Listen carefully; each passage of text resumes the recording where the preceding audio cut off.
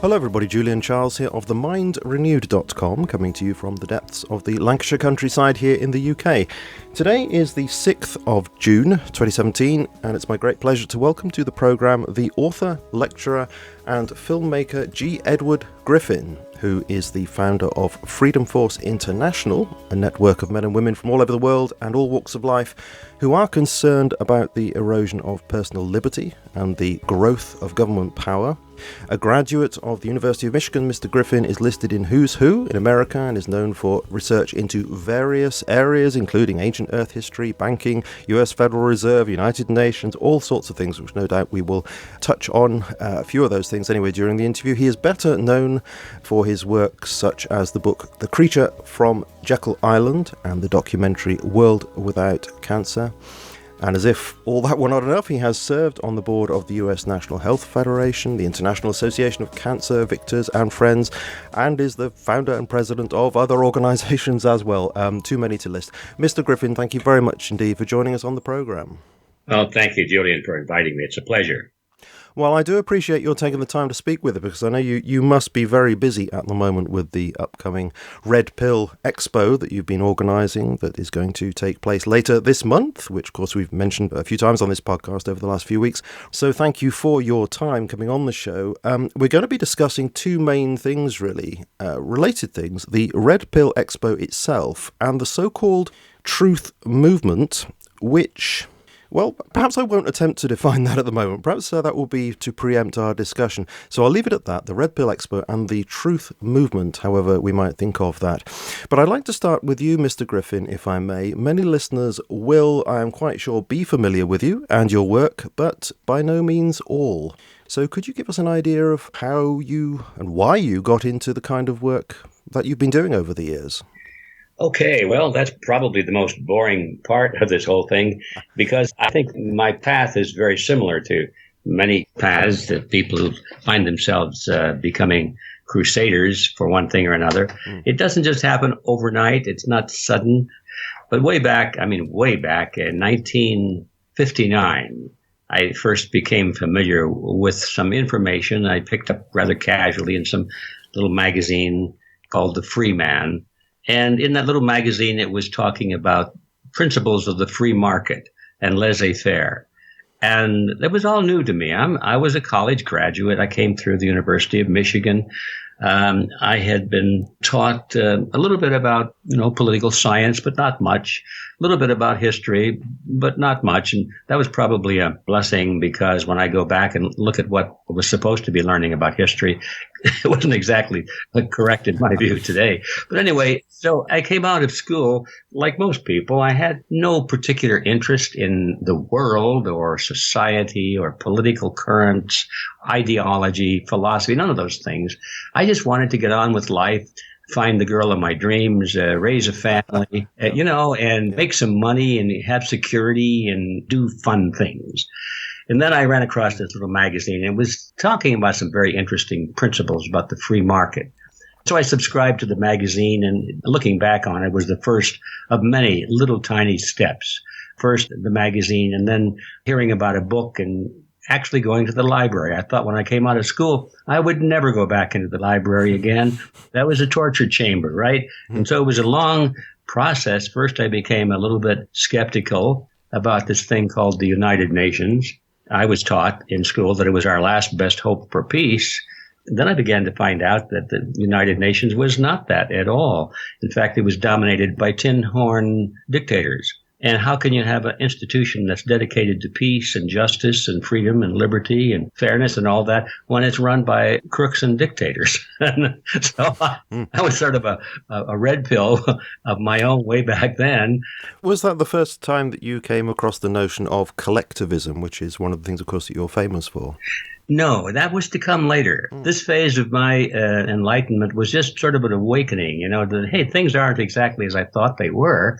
And I became concerned about the future, which was sort of a new experience for a young guy like me. I'd never been concerned about the future.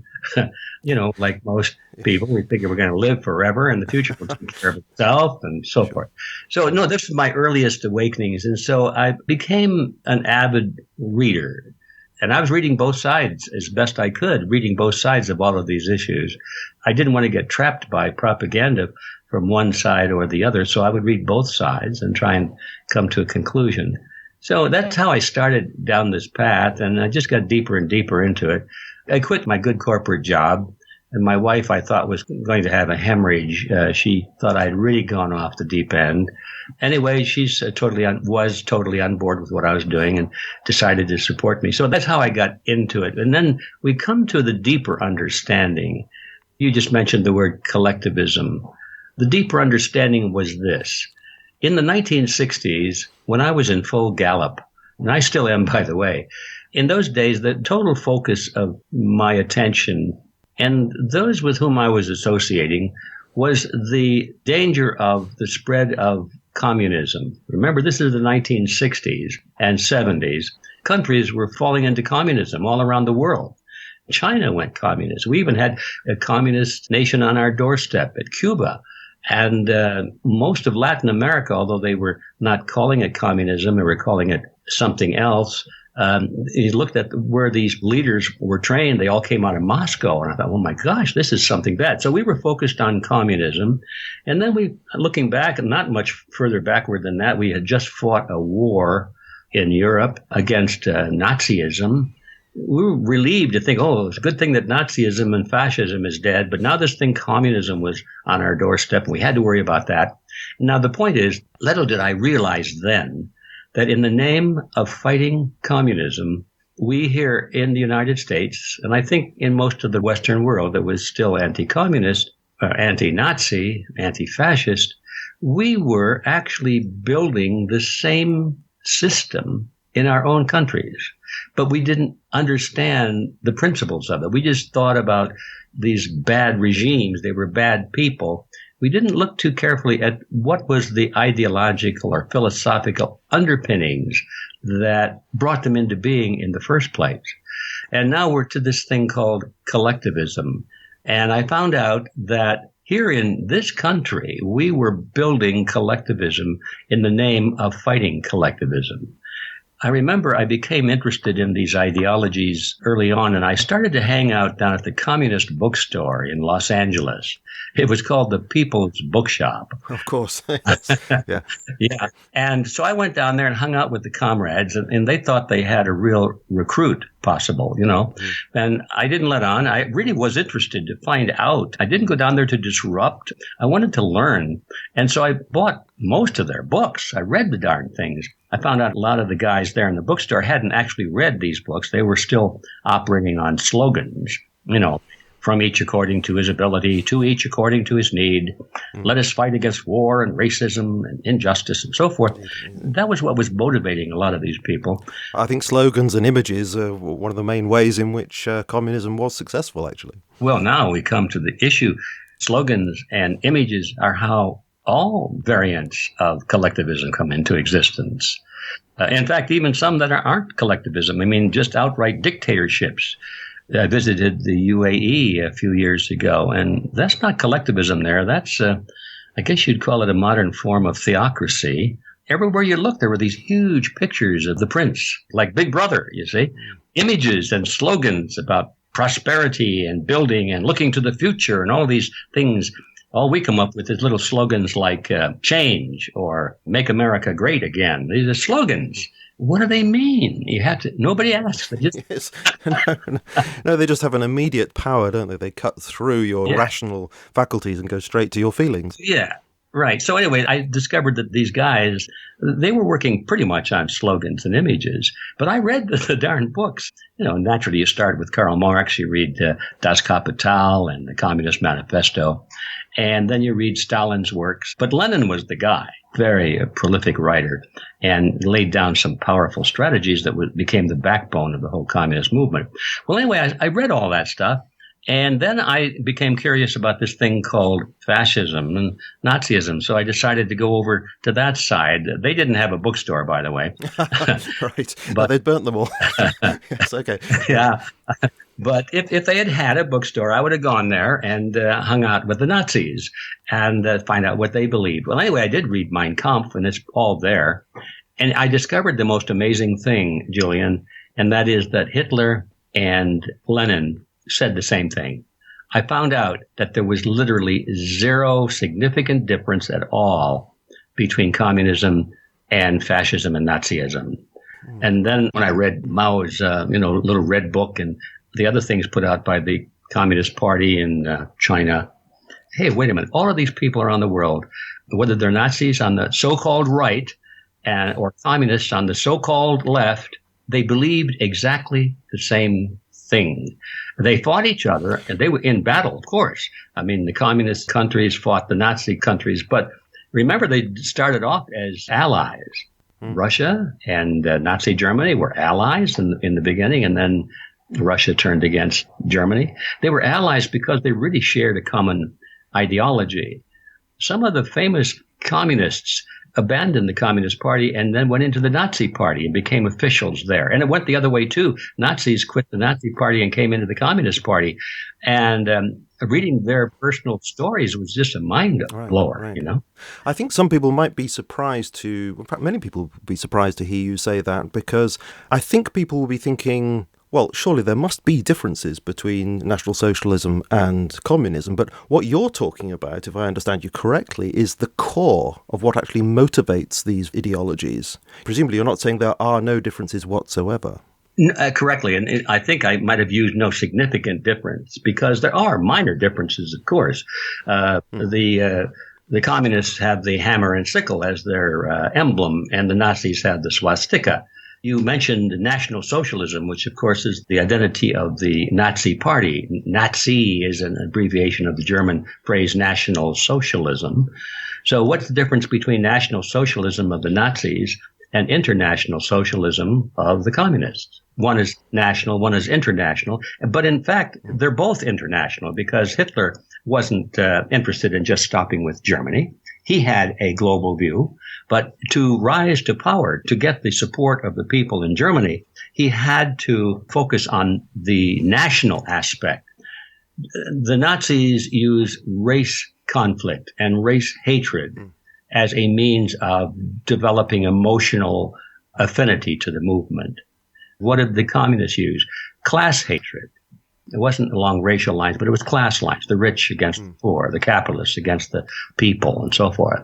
So they had a different hate model, but they both used hate and fear and propaganda. So when you start looking at the significant elements of collectivism, you find it's exactly the same, with a little bit of trimming differences on the outside. And what fascinates me is that you say in analysing that situation, you came to understand that the West, or the US in particular, from your own perspective, in critiquing and in resisting those movements, was itself falling prey to collectivism and was not aware of that. Is this why we see what Patrick Wood describes as the gradual move towards technocracy, which he so much talks about? Well, I think it is. And Patrick and I have had some discussions about that. And in fact, I'm anxious to return to that issue with him sometime soon.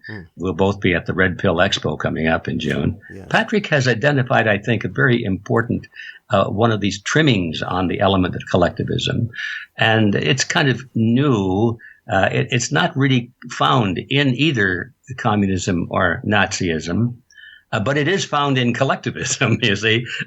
And that is the idea that somehow with this wonderful age in which we live, where we have computers and machines, that we can use the machines themselves, program them, we who are wise and just, we who can be trusted, we will program these machines so that they will run our lives, and we have to obey the machines. And that way we get man out of the cycle, and we can therefore have more confidence in our rulers, because our rulers will be machines.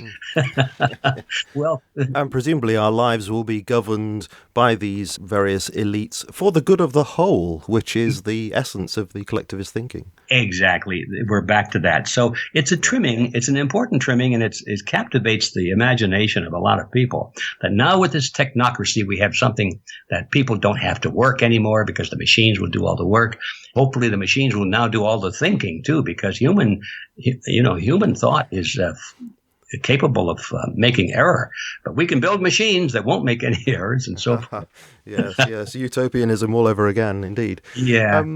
One thing I wanted to bring up, I said to you before the interview, is that when I go to your Wikipedia page, you're described as a far-right conspiracy theorist. Now, as soon as I saw that, I assumed that must be a personal attack upon you and that it must reflect the degree to which you do not have control over what's written about you on that page. What's your reaction to that comment that's there? Yes, you're absolutely correct in your appraisal of that. I have no control over what's written about me on Wikipedia. Actually, that's a good thing, by the way. I wouldn't want control. In the beginning, which is probably around 14, 15 years ago or something like that, I was amazed to find out that I was in Wikipedia. Somebody or a group of people had started to put up things about me, and they were taking it from my books and from my biographies, and in some cases I could tell it was taken from personal contact because unnamed people put things up that I don't think I had ever published. So it must have come from personal conversation. So anyway, it wasn't loaded with praise or anything, but it was favorable. I thought it described me pretty accurately. Even went to so far as to say that not everybody agreed with me. Well, that's a fact. And so I didn't object to that.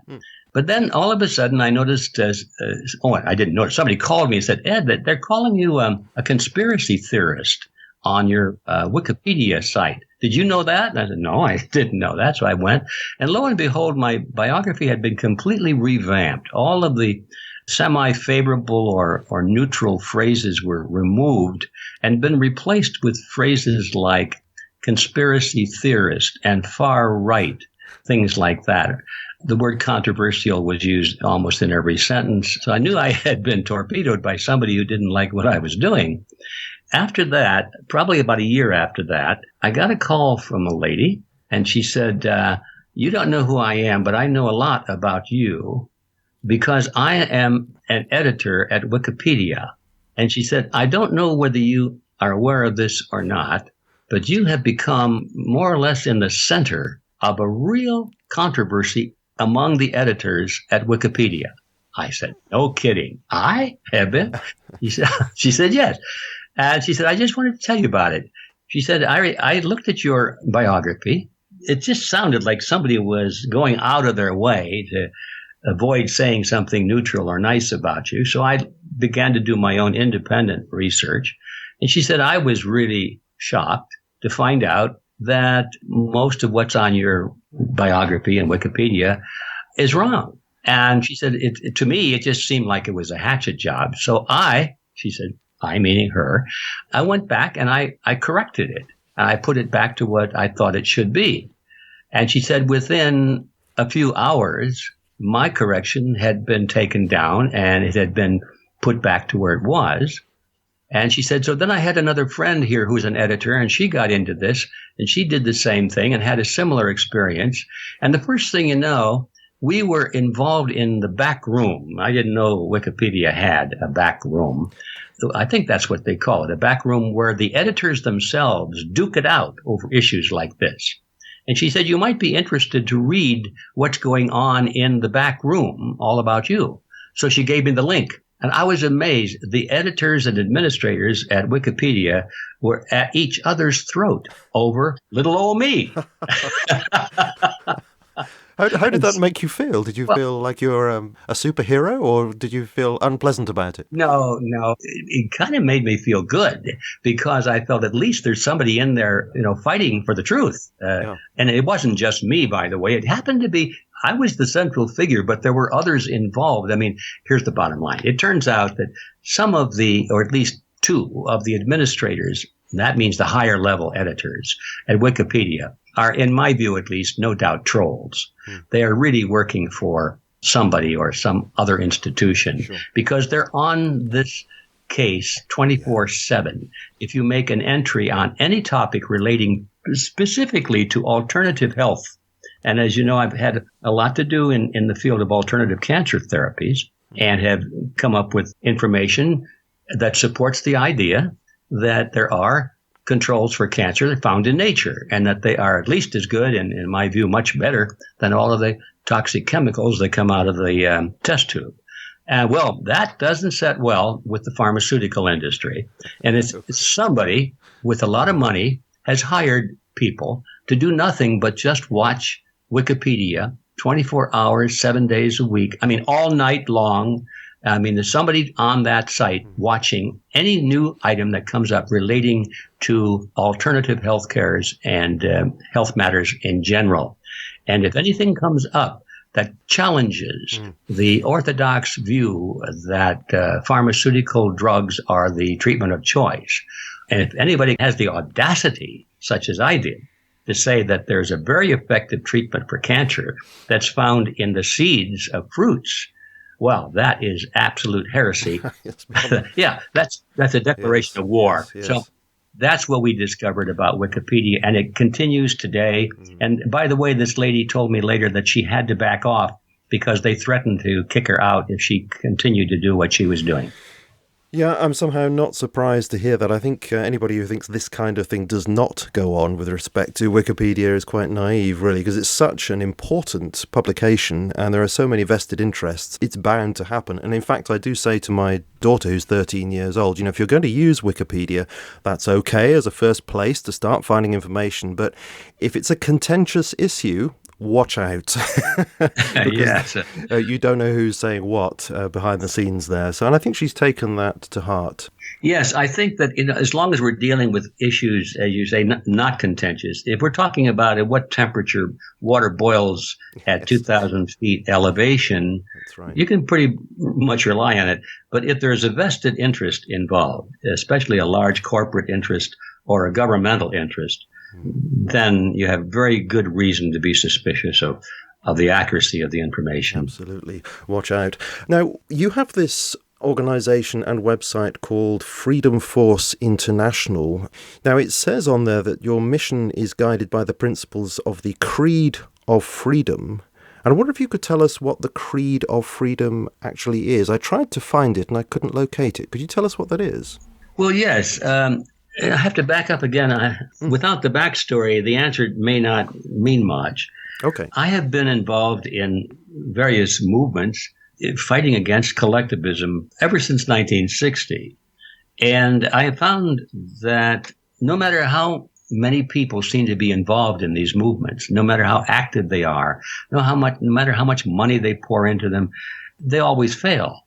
We've been in a steady march toward total collectivism ever since World War I. It's been a steady drumbeat. No matter who's in office, no matter what party is in office, no matter how many organizations are out there, no matter how many demonstrations there are, no matter what, it's just a steady march toward total collectivism, which is sort of described by George Orwell's 1984.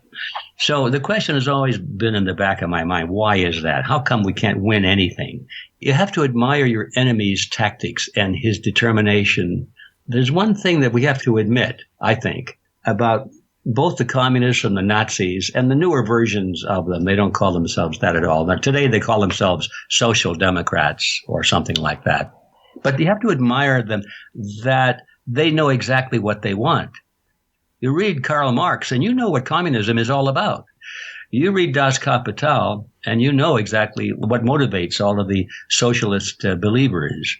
And if you read Mein Kampf, you know exactly what motivated all of the devoted members of the Nazi Party. They have their statement of principles, their call to action. Whereas on our side, it's always been reactive. We never knew what we wanted. We just knew what we didn't want. We didn't like these bad people who were taking over our lives. And so we thought that if we just got rid of those bad people and got somebody elected or replaced in some way that we liked, or who said the right things, that they didn't like those bad people either. That was all we needed, to get somebody else in. And we thought once we got the bad person out of office and the good person into office, that everything was going to be okay. Well, that's the reason we've had this steady beat always in the same direction, because that is not the way it works. I see. If you have the system that's wrong, you can put good people into the system and the system will corrupt the people or it will destroy the people. So that finally dawned on me that we needed a statement of principles. How many of my friends, I thought, could define what this thing was called freedom? And I started asking my friends, well, how do you define freedom? And I discovered they had no idea.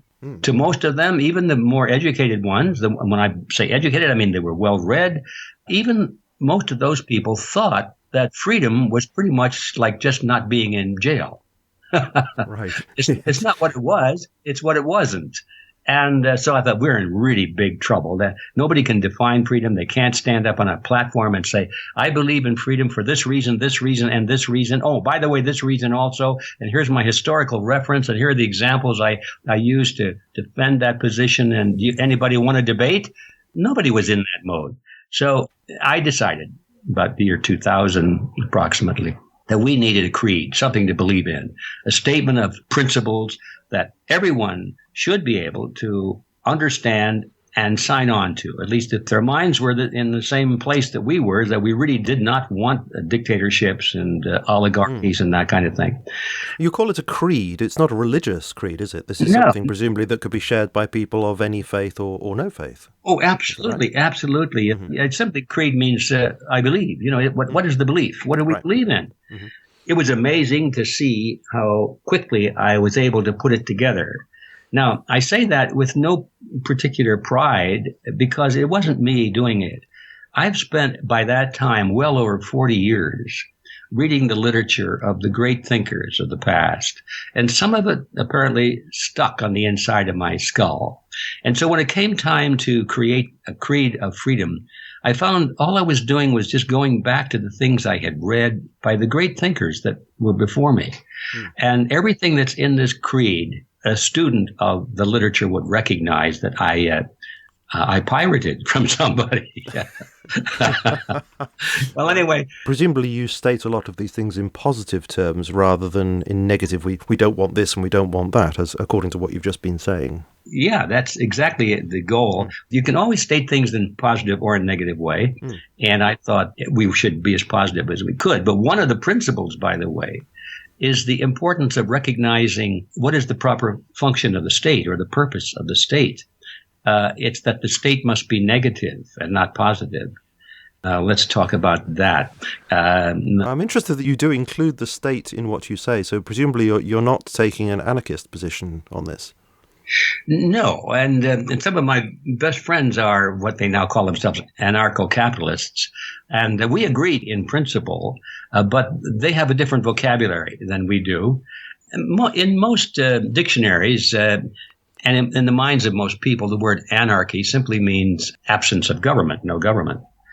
Well, now that we're forced to deal with the word government, what is government? Well, the word suggests the answer. It's to govern.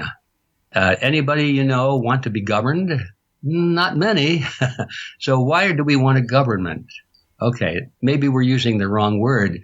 When the Constitution of the United States was written, and forgive me for going back to that, I know more about that than origins of these same rights in other areas of the world.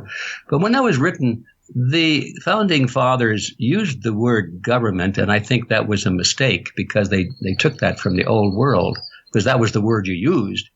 But what they built was not an institution to govern people.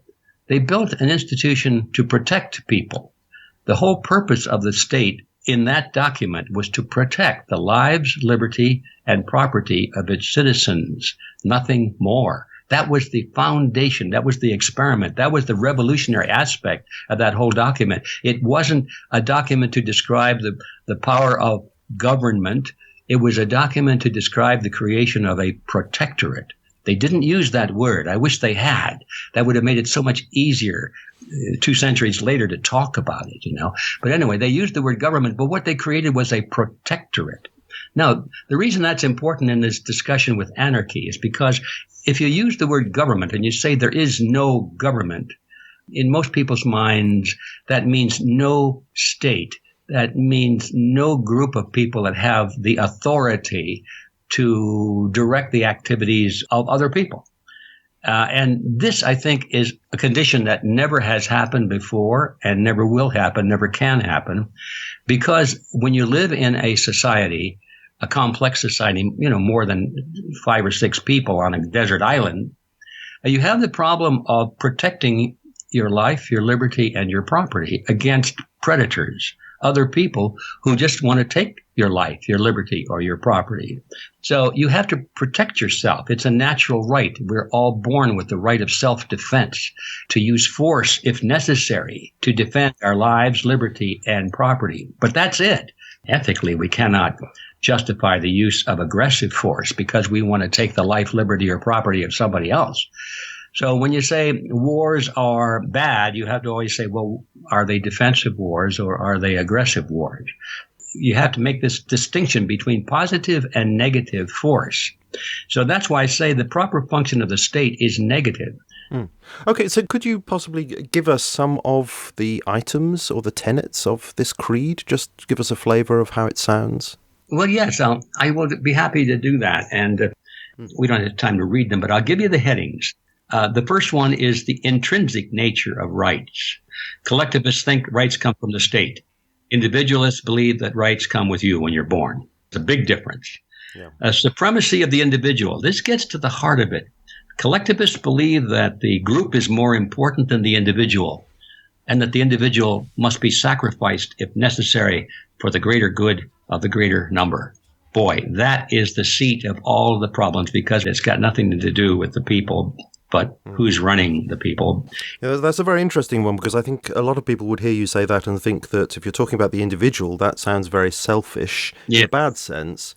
But that's not what you mean, I should think. I presume you mean that the power of rational self-will is at the base of all your decisions and your actions. And if you choose to act altruistically, well, again, that's you choosing to do so. So it doesn't necessitate selfishness at all. Not at all. As a matter of fact, almost all of the individualists I know are the most selfless, charitable people you can possibly imagine. But in response to your question, Julian, it's more than just the individual consciousness and will. Mm-hmm.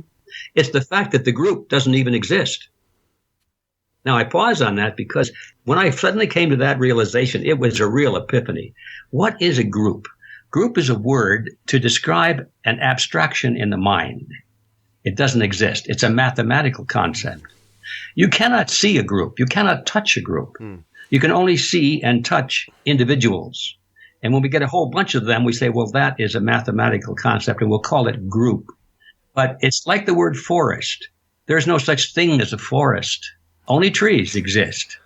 So when you say that something as a mathematical concept has rights, and real people do not, or they're subjected to the greater rights of that abstraction, you've made a huge mistake, because you've set in motion an idea that allows demagogues to rise to the top and say, I speak for the group, and you must follow my directions. I think that's an extremely important point. And in fact, that has come up in various conversations over the years that we've had here at the podcast. As you say, that the group is merely an idea, an abstract concept. It does not exist as something that you can put your finger on in the real world. And I totally agree that therefore gives some tin pot dictator the opportunity to represent this mathematical abstraction. Absolutely. Yeah. Yes, it's a very, very important point. That's one of the common ingredients in all collectivism.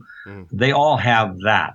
That's the ideological foundation for committing great crimes. No matter what wars they start, no matter who they kill, no matter what great injustice they impose, it's always, well, it's for the greater good of the greater number, in the name of national security, Yes. Right? Yeah. We can kill people if we don't like them because it's for the greater good.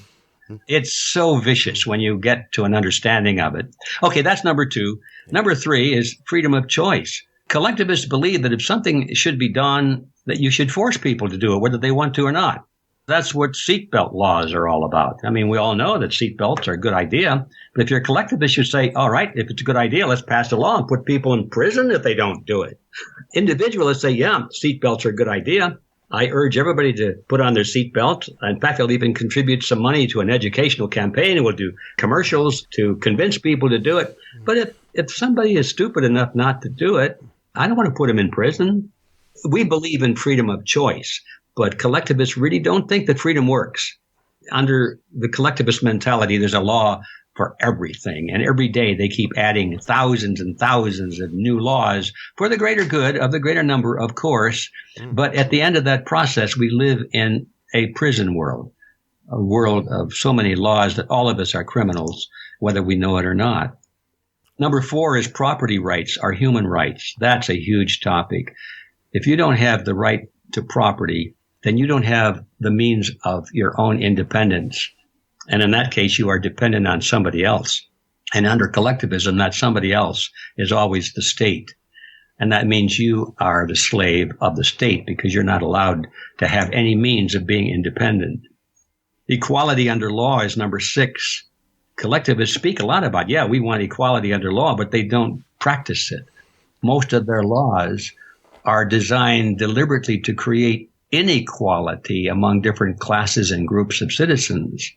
And then finally, here's one I added fairly recently, a couple of years ago, the great leader concept. I always knew about it, but I wanted to leave it off the list because I thought, it's not too important. But now in later years, I saw that as America is unwinding, the idea of a great leader is becoming more and more important with each passing election. Until now, I'm sorry to say that the American people are in demand of a great leader, just like the people in Germany and fascist Italy, who wanted a great leader and selected Hitler, who wanted a great leader and got Mussolini. We are now asking and demanding for a great leader to lead us in this great endeavor. And it's a horrible thing because even though we may have a good man who could be a great leader, people don't live forever. And if we give this great man, this truly worthy individual, all this governmental power to control the rest of society, that man eventually is replaced by someone else. Do you think that kicked into a new gear really with Obama when he was this, the hope and change choice for president? Well, it's been prevalent, I think, here in the United States ever since Woodrow Wilson. Most of the elections here have involved uncanny situations where people don't vote for anybody. They vote against somebody. Yes.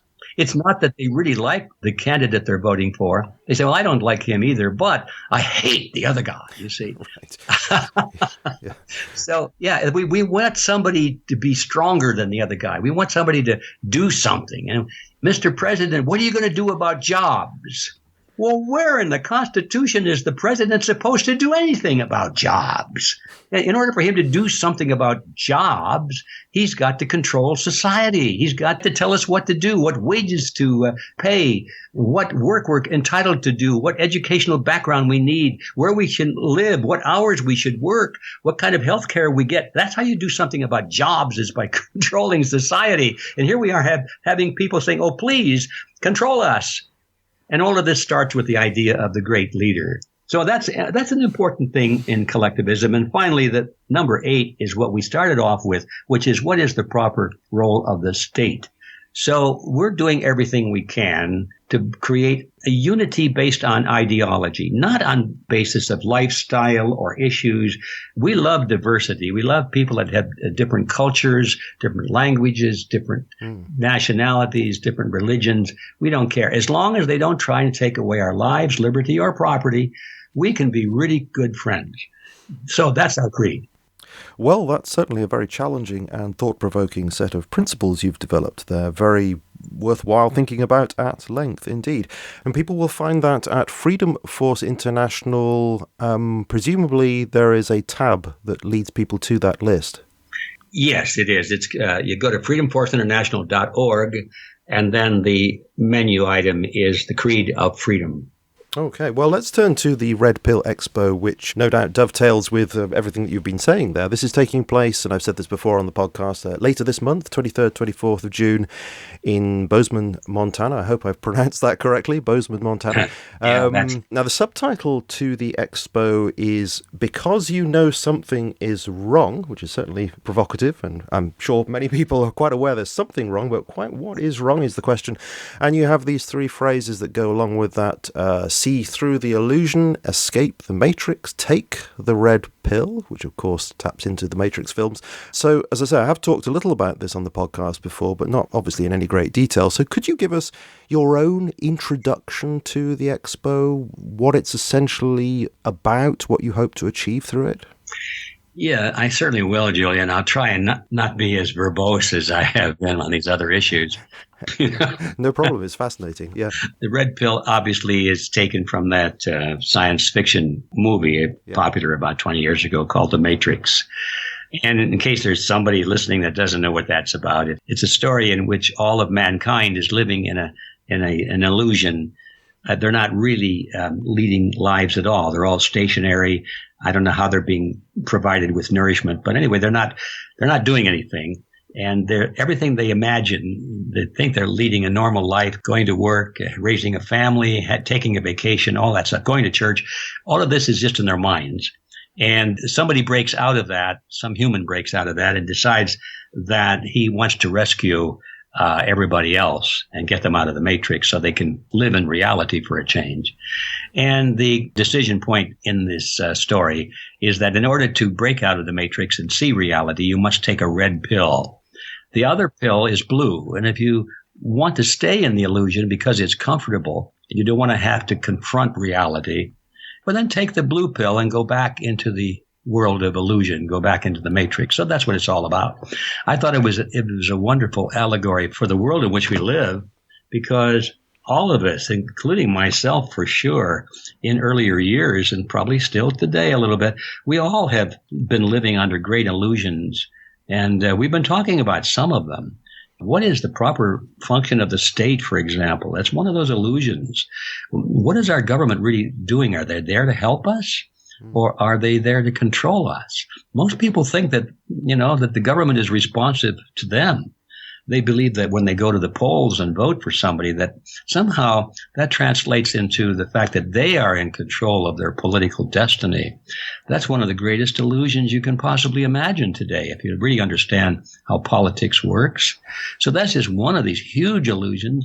And you find those things in healthcare, for example. I remember I used to think that the whole structure of this huge, wonderful, expensive, modern, technologically advanced healthcare industry was there to keep me healthy. I laugh now because I really believe that. Now I realize that no, the reality is that it's dominated by the pharmaceutical industry and some of its compatriots who do not want us to be healthy. They want us to be ill. They don't want to cure us of diseases. They want to have us control our diseases and take their pills and their treatments every day, every month, every year for the rest of our lives, because that's a cash flow to them. If you cure a disease, that cuts off the money. Just give people pills and treatments so that they can at least work. Anyway, my illusion was shattered and I took the red pill. And I'm just saying that we have those kinds of illusions all around us. And some of us have taken a lot of red pills, and we know that we still have some more. So my idea was to bring together everyone who has become sort of a crusader on these various areas of red pill illusions, breaking out of the illusion, I should say, bring them together and let them meet each other, because most of them feel quite isolated. They feel like, oh my gosh, I'm all alone. Am I the only person that sees this, And so we wanted them to get together and network with each other and form a coalition and learn that they do have a strength under unity. And the unity is not on the basis of all getting together on some issue like forced vaccinations, for example. That's one of the hot topics right now that will be discussed at the Red Pill Expo, mandatory vaccines. And some people who have taken the red pill think that that's a very bad idea. Somebody wants to put an end to war. Somebody wants to expose the illusion behind money and banking. That would be me. Bring all of them together and allow them to continue to retain their point of view, their issues, their energy, their leadership, but just realize that the common enemy is this thing called collectivism. And the common salvation is this thing called individualism. That's the reason we're doing this. In other words, we're trying to build an international movement to defeat the forces of collectivism. So I understand then what you're trying to achieve with this. What intrigues me, though, is why you chose these particular subjects, because there are subjects which you could have chosen that you haven't included. There are people who you could have had as speakers, but you haven't chosen them. So why that particular collection of people and subjects? Well, I have to tell you the truth. We had no formula at all. You're right. We had so many issues, so many people to choose from. We just opened up the door and said, okay, let's see who is ready to go. What is the easiest way to get going? We just start. You're not attempting to establish some kind of orthodoxy within the so-called truth movement. You're not setting boundaries or anything like that. Absolutely not. That's contrary to our principles. Right. Our only boundary really is the creative freedom. Mm-hmm. So therefore, there should be no surprise then that there are people who are going to speak who disagree with other people who are going to speak on various issues. That's just a healthy disagreement that you want to see, presumably. Exactly. That comes with a package. If we didn't have that, then what's our purpose? Yeah.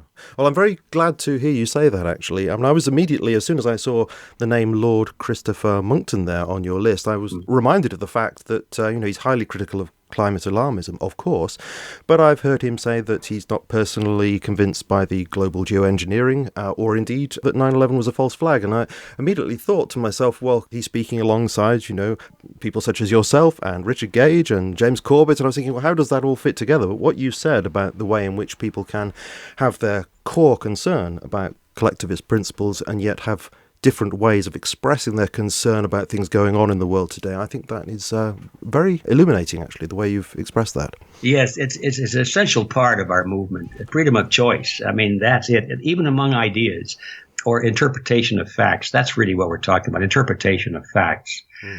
Interesting that you mentioned Lord Monckton's objection to the idea of geoengineering.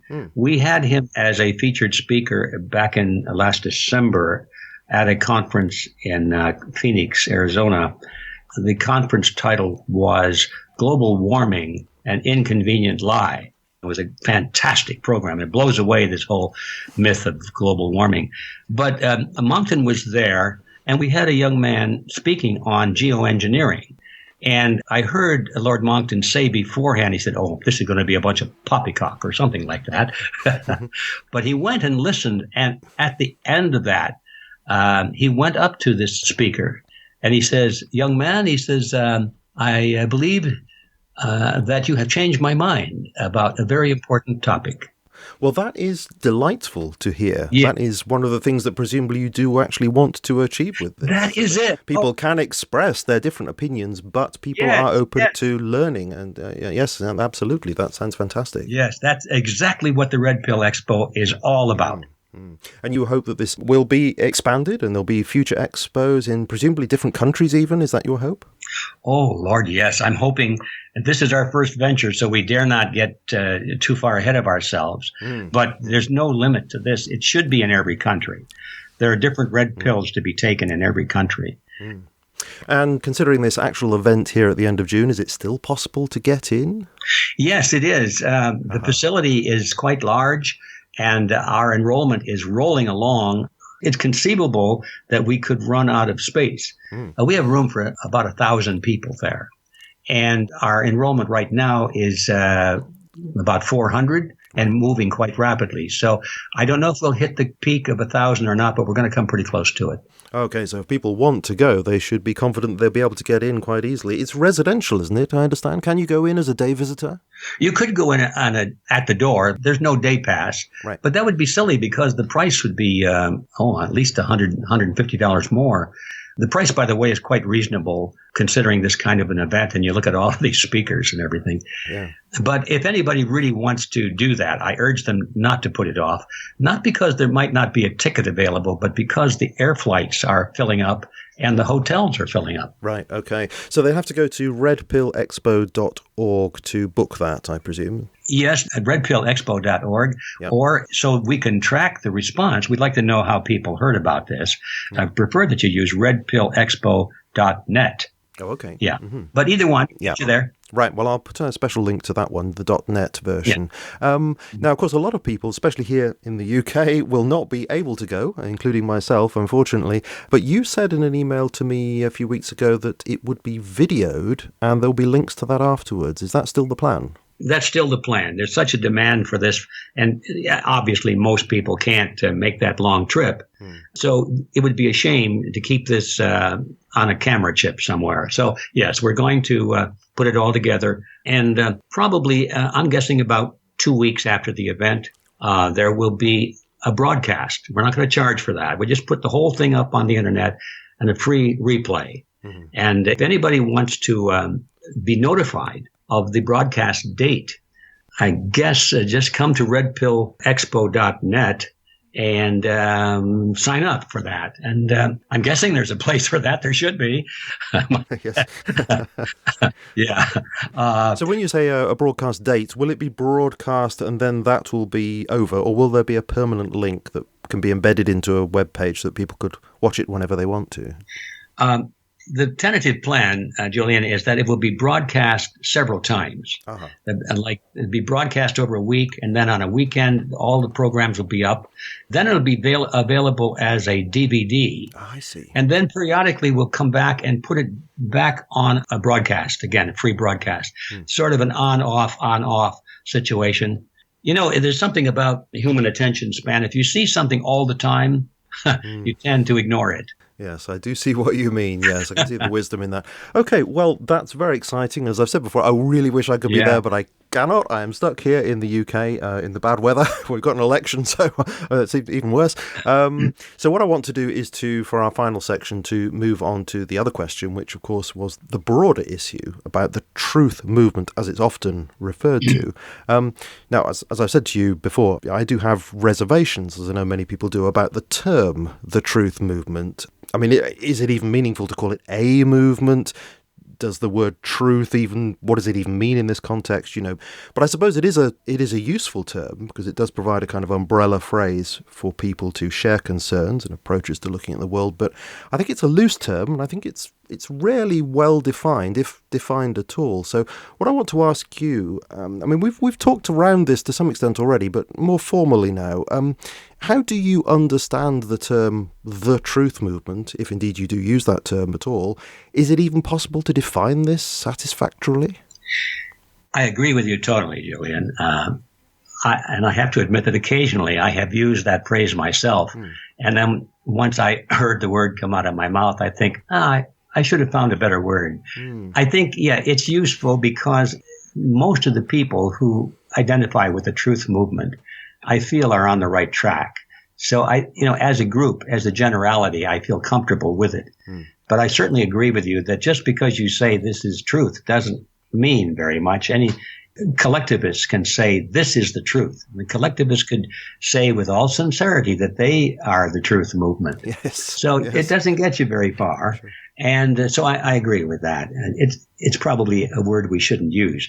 However, there are some very strong elements in our true movement that use it. And when they use it, like when they say the truth about 9/11, for example, the people in that group I feel very comfortable with. I think that they're very careful with their selection of facts and their conclusions. So I have no trouble seeing the word truth connected with their message. But anyway, so I have the same questions and cautions that you do. And I think it's wise to question and challenge everything, even those things that are apparently on your own side of the debate. Yes, indeed. And that's a very important point to make. Because, I mean, I was going to ask you about some problems with not just the term truth movement, perhaps also with this approach to questioning things to the extent that you are encouraging. And indeed, I am encouraging people to question things. I mean, questioning authority, institutions, government in particular, is vital. We must do that. I'm all for that. But I do think there are some dangers with that, which I think are not often explored. And may I just put a couple to you? Yeah. I don't know whether you agree, but I think it can sometimes lead to an over-reliance on self as the kind of arbiter of all knowledge for the individual. You know, something like, I won't believe anything at all anything that anybody tells me unless I can prove it for myself. Now, the problem that I see with that is that we cannot all be physicists or chemists or biologists, historians, geographers, philosophers, etc. We do have to take certain things on faith. So how do we strike a balance there, find a middle way between questioning absolutely everything when we're just not up to the job, and questioning nothing, which of course is a very unhealthy thing? A very good point. And I don't know that there is a correct answer to that one that would be thought of as correct by everyone. All I know is how it works with me, and I think this is generally true, is that I start off being pretty skeptical, bordering on cynical sometimes. I try to avoid that, but very skeptical about all new information. And so in that stage, I try and dig in to the raw data if I can. If I don't have the time for that, or don't have an opportunity because I don't have access to the raw data, then I start looking at who is making this position, this statement, and see if I can judge on the basis of their previous record. You know, are these people who have been reliable in the past in areas that I do know about? And then the process continues that way. You just don't jump to conclusions right away. I have taken some issues a long time for me to come to meaningful opinions about. And I have to admit, it's largely on the basis of the source of the information, because I am unable to do the raw data research myself. I believe, for example, that the Antarctic is there. Yes, I'm glad to hear it. I suppose, in a sense, I suppose you could say with things like that there's no reason, you're not presented with a good reason, or in fact maybe any reason to think that that is not the case. Yes. And so there's no impetus even to begin questioning such a thing. Yeah, exactly. But the more controversy there is around an issue, then the less that element comes into play. So I don't have an answer. I think it's something that everybody does instinctively. I'm reminded of the word proof. We have a problem with that word as much as we do with the word truth. When is something proved to be true? Well, I don't know. There's really, yes. There's no such thing as proof to everybody. There's only evidence. Some evidence will convince me that something is true, but it might not convince you that it's true. You might say, well, that's interesting, but I want more evidence. So then more evidence comes along and you're convinced, but your mother-in-law is not. Well, she wouldn't be. And she needs even more evidence and so forth. And finally, when you have an overpowering mountain of evidence and you're convinced, now you say, well, in my mind at least, it is proved. So the bottom line is there's no such thing as absolute proof. No. Proof is a variable depending on the mind of the beholder. We reach a reasonable position and we go for that. Yes, I see that. But of course, we can't approach everything in that way, can we? Because we can't collect the data or have access to all the knowledge that's out there. So there is an element of trust. There is an element of faith. Let me put this to you. I don't know whether you would go with this or not, but one thing that I've found very helpful over the years has been what I call, anyway, a hermeneutic of trust. And that is kind of the opposite of what, some postmodern authors call a hermeneutic of suspicion, which seems to be looking for sort of motives behind things. What is it that's causing somebody to say or think a certain thing, always being very suspicious. And I find that personally not very helpful because it leads to this kind of cynicism that you talked about. Whereas, I'm getting this, of course, from my background in biblical studies. If you have a hermeneutic of trust, there is this kind of stability where you say to yourself, well, basically, I will trust the things that are around me unless I have some reason to start questioning it. And at that point, then I start to say, now, what am I really faced with here? And that tends to ground me. It doesn't give me that dismissive attitude and say, oh, no, I trust everything, but just gives me this stable position where I don't have to worry that everything's proven to me. But I only become unnerved and unsettled when I hear certain things that begin not to make sense. When I say, now I have reason to question such and such. I don't know whether that makes sense, does it? Well, it does. Hermeneutical reasoning is pretty inevitable. We're judging new information partly on the basis of how well it fits with our older information that we have come to trust. If it's completely out of whack, we have a great resistance to it. But if it seems to fit everything we think we know, we don't resist it and say, that's probably true. So that's a natural process. And I guess it's good. But that doesn't necessarily mean that it's correct, because maybe your previous information is erroneous as well. Absolutely, yes. Now, that is the problem we have, is because our previous information could well be flawed, and that's what the red pill is all about. Yes, there is an interesting balance, isn't there, between those two approaches? I see that, yeah. So that's interesting, because I've found that helpful, and yet I've found that helpful within the context, as it were, of already having swallowed the red pill. That sort of grounds me within that. Yeah. But I see what you mean. If I hadn't swallowed the red pill, then yes, that kind of hermeneutic of trust might encourage me just to accept what the establishment says about everything.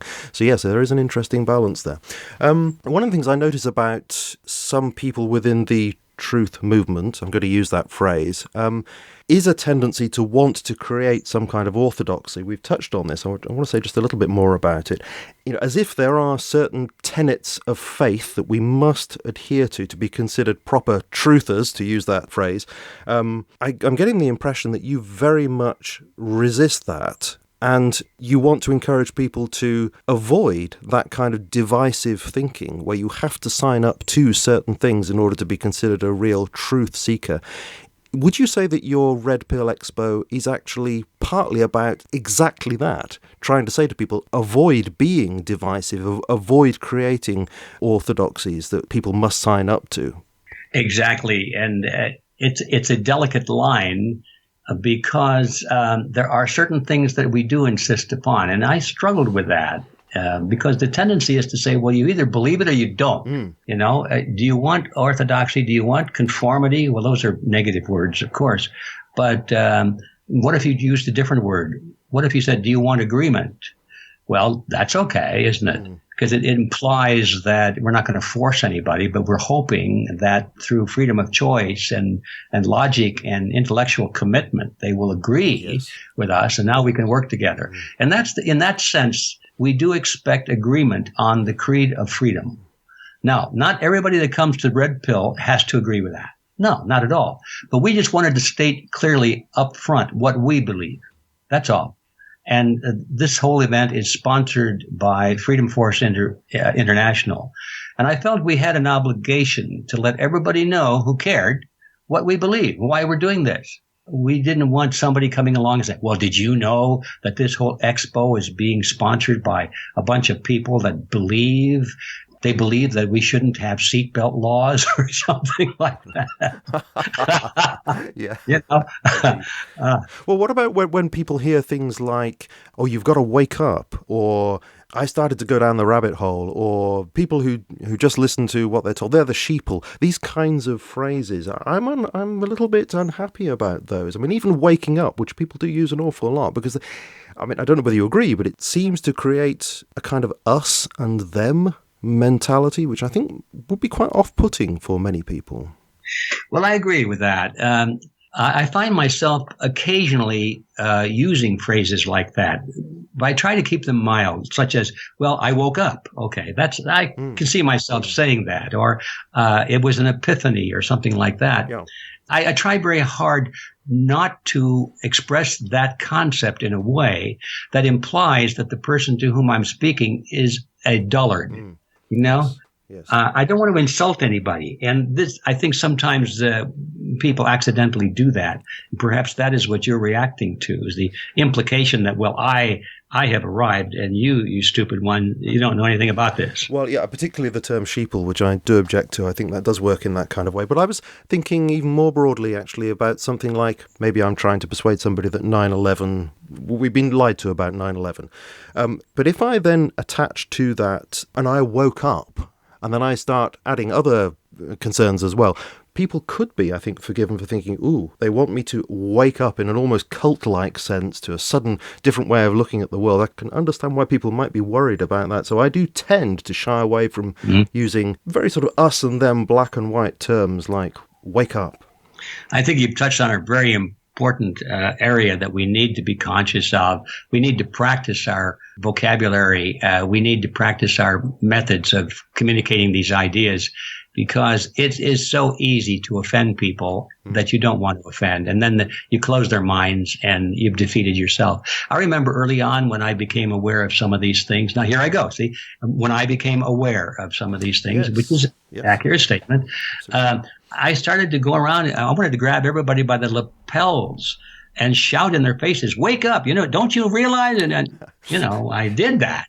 And I found out really fast that was did not what's the word? Right. Well, Counterproductive, right? I ruined a Yes. lot of cocktail parties, Yeah, and I was yeah, never sure. invited back. Let's put it that way. Yeah, it's good advice, isn't it? I shot myself in the foot. Okay, now a couple of more things here. I mean, one thing that I've become very concerned about over the last few years is the amount of disinformation that seems to be injected into this truth movement scene. I had a conversation about 3 years ago with Barry Zwicker about the term conspiracy theory and the way that had been weaponized by the establishment to inhibit any criticism. And one of the techniques that we discussed was, I think, what he called guilt by association, something like that anyway, where you make sure that people associate really bizarre ideas with genuine ones so that they end up rejecting everything. You know, so if somebody has questions about 9/11, they'll end up thinking, oh, well, I don't want to be associated with people like that because those are the people who believe in aliens and they're running the world from the Vatican, that sort of stuff. So by having that association of strange ideas, that can work to control people's thinking. Now, given that that kind of technique does exist, and the fact that there does seem to be an increasing mass of weird ideas on the internet about all the kinds of issues that you are presenting at the Expo, to what extent do you think this is deliberate, paid for disinformation? If you had asked me, do I believe that there is deliberate disinformation underway, I would have said yes. But you asked me to what extent, and I don't know that. I just know that it's there. It's got to be there. Yes. First of all, logic demands that, because we know that there are very powerful and well-funded and well-organized forces out there that do not want this information told. So what would they do? They would do everything possible to discredit it and demonize it. They would have to. But secondly, you can tell by the uniformity of it and the sources of it that has earmarks, that, you know, it's really professional. Unfortunately, I know that a lot of good people fall for it. They perpetuate it. And probably most of what we run into, even though it may have had as its origin some professional source, it's picked up by our friends who are not very critical, and they'll spread it. And that's where it really hurts. Yeah, that's a very good point indeed. And I do actually wonder whether a lot of the anti-Semitic material that's out there is actually injected deliberately. Yeah, I have no doubt about that. Now, in connection with this, we're almost coming to the end, but I do want to quiz you on these things. Back in 2008, as no doubt you're aware, Cass Sunstein and Adrian Vermeulen wrote a very famous article called Conspiracy Theories, and they advocated an idea that they called cognitive infiltration of conspiracy theory groups, and they're particularly mentioning 9/11 groups. Now, one thing that I think is important about this, which I gleaned from the researcher Tom Secker, and I've not heard many people talk about this, is the idea that that article was probably a piece of cognitive infiltration in itself. So that in telling the world that conspiracy groups are going to be infiltrated, they are being infiltrated, that very announcement made people in the truth movement start to think, perhaps my friend is a shill. This phrase then becomes very popular. Perhaps they're working for the government. Perhaps they're an infiltrator. So that we actually ended up doing much of the cognitive infiltration ourselves for the establishment without them having to lift many fingers to achieve this. So, I mean, my question here is, if things like this are so, how can we become better at being more sensitive to this kind of thing? Because we can be manipulated rather more easily, I think, than we sometimes believe. I don't know the answer to that question. It is an issue that we deal with constantly. And our working answer is to be totally transparent and honest about everything. Yes. And let the chips fall where they may. And be aware of the possibility. Don't jump to conclusions that just because somebody disagrees with you or repeats something which we consider to be disinformation, that does not automatically make them a disinfo agent, you know? Just be aware of that. And I don't know, as long as I think we're totally transparent and honest, we have a pretty good chance of overcoming that. And I'm going to ask you one last very provocative question, perhaps a silly question in some respects, but I'm going to mention Tom Secker again. He makes the point that the truth movement has produced good work over the years, but he reckons by and large it's failing because too many people who identify as such activists are not really doing very good research. They're often doing very poor research, and they're recycling memes and being very lazy, and they have the desire to be popular more than truthful.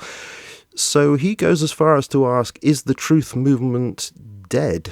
Now, obviously, you wouldn't agree with that. I don't agree with that. But does he have something of a point there about his criticism? I think he does. And I think it gets back to the reason we're having the Red Pill Expo. I think that all movements have a built-in death unless they have an objective which is eternal. Now, what does that mean? I'm glad you said that. What does that mean? Yeah, what does that mean? Yeah. What's in my mind and what I'm trying to say is that if 2 or 3 or more people get together and decide they want to communicate an idea to the world, and their project becomes how to do that, let's call that a movement for the sake of discussion now. For any movement to be successful, it must know why it's doing it and what it wants to accomplish. If the object is simply to express the idea that brought them together, and if the assumption is that once the idea is known or heard, then everything takes care of itself and the world will be corrected by it. In other words, if truth alone is sufficient to bring about change in society, then I think probably that movement will die. It'll be like a flower. It'll bloom, it'll look beautiful, it'll attract a lot of attention, and then it'll age because it's not going anywhere. It has no place to go. That's it, to just be a flower. Now, if that movement had said, or had built into its strategy at the time of formation, that not only do we want to express an idea, but we want to create a mechanism, a strategy, a plan that will move from one person and one generation to another. And the movement is to bring about change, to actually make things happen. And that would include political action as well as social action. It would include an idea of how to become influential in the power centers of society and to affect public policy. If we add that to it, now it doesn't have a built-in death date. All of the movement that I have seen in my years in this battle have gone through that life cycle. And I believe it's because they didn't have an action plan. They didn't have anywhere to go except to say, now that I told you, go forth and do something about it. Well, indeed. Yeah, I mean, people are always asking, well, you say such and such, but what are the solutions? And Yes. what you're saying here is a proactive search for solutions with others of like mind. That's basically what I'm getting from this. Yes, that's true. But even more specific, that the problem is collectivism and the solution is individualism. This is a different thought. Most people would say, for example, if they were concerned as I am about central banking cartels issuing the money supply and controlling everything because of that long lever, they would probably say, well, now that we've told you about that, let's get rid of central banking. How do you get rid of central banking? As long as you have collectivism, you can't. They have never struck out at the problem, and therefore they can never find the solution. So you are saying that this vision of individualism and resisting collectivism is the backbone that is going to hold these searches for truth together in a way that previously they have been flowers that have withered in the sun. You're saying this is the way in which there's going to be change in future. Yes, because let's just take the 9/11 truth movement, for example. What is the goal of this? It's to get the truth out about 9/11. Well, then what?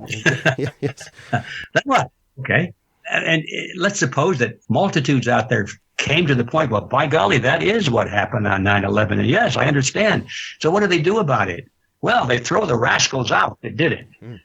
and they put new rascals in that will do it next time. Good point. Yeah. You see, the solution has never been aimed at the real problem. It's always been aimed at personalities or something very specific. But whereas the problem is generic, it's systemic, it's collectivism. And until that focus is changed, then all of these organizations are going to die unfulfilled of their mission. Yeah, it certainly is a fascinating perspective. And as you say, it is represented very clearly by what you're doing here at the Red Pill Expo. And if people want to find out more about the guiding ideas that you have, they will need to go to freedomforceinternational.org. But when it comes to going to the Red Pill Expo, you say go to redpillexpo.net so that you can follow those orders. So I do encourage people, if you have the opportunity to go to that, avail yourself of all the opportunities that affords. That's again in the US around 23rd, 24th of June. Go over to redpillexpo.net and book your tickets. Enjoy that unique opportunity. If you are elsewhere in the world and you cannot get there to be in person, as I cannot get there to be in person, then please look out for the links which I'm hoping Mr. Griffin will provide for me, and I'll put those on the website so that when those videos are broadcast, you'll be able to benefit, as I will, from that experience as it gets broadcast. So may I say to you, Mr. Griffin, thank you ever so much for coming on the show. It's been very fascinating, but also very provocative, and you've caused me to wonder about some of the ways that I look at particularly the political world. So thank you very much for doing that, and thank you very much for spending time with us when you must be so busy with this expo that's coming up in a few weeks. Thank you very much for joining us. Well, Julian, thank you for inviting me. I have to tell you that it's a pleasure. There's nothing that pleases me more than to talk about these issues, especially knowing that in some way in this great technological world, here's the positive side. In some way, this message can get out to reach untold millions of people. It needs to be done, and I thank you for your part in that.